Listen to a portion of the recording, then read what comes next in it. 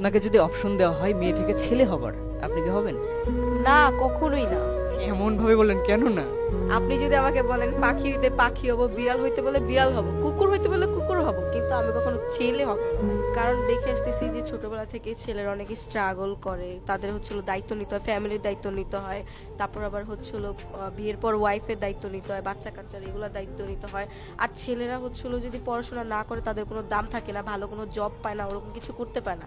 আর আমরা মেয়েরা যদি এমনি পড়াশোনা করি বা নাও করি, আমরা ভালো একটা জায়গায় যেতে পারবো, বিয়ে করে ভালো একটা পজিশনে যেতে পারবো। বাট ছেলেরা এটা করতে পারে না। ছেলেদের সব কিছুর আগে তাদের স্টাবলিশ হওয়া অনেক জরুরি, টাকা পয়সাটা অনেক জরুরি। যদি টাকা পয়সা থাকে, স্টাবলিশ হয়, তাহলে সবার কাছে দাম পাওয়া যায়। আর বিয়ের পর দেখা যায় যে যদি বউকে একটু বেশি ভালোবাসে তাহলে মা বলে, যদি আবার মাকে বেশি ভালোবাসে তাহলে বউ সহ্য হয় না। এইগুলো নিয়ে অনেক প্যারার মধ্যে পড়তে হয়। একটা ছেলের লাইফ অনেক কঠিন, অনেক টাফ।